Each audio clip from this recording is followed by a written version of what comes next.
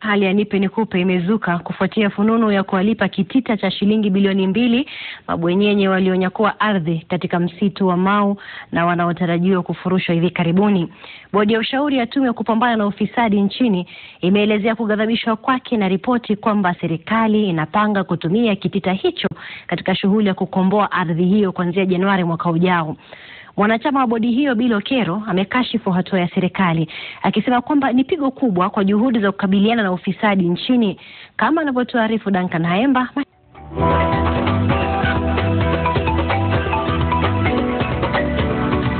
Hujambo mtazamaji na karibu katika kipindi chetu cha Injili jioni ya leo. Kukuletea habari zetu za Injili jioni ya leo ni mimi mchungaji Faustini Munishi nikikwambia karibu. Lile lililokuwepo tangu mwanzo ndilo tunalolihubiri mahali hapa, yani Injili ya Yesu Kristo. Takriban miaka 2000 iliyopita alizaliwa Yesu Kristo katika Bethlehem ya Uyahudi.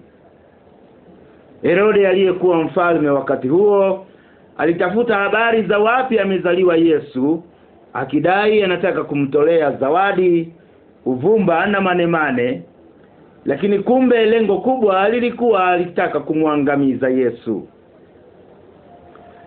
Na kwa sababu saa ya kuangamia kwa Yesu ilikuwa haijafika, ilimbidi Mariamu na Yusufu watoroke pamoja na Yesu wakimbilie Misri.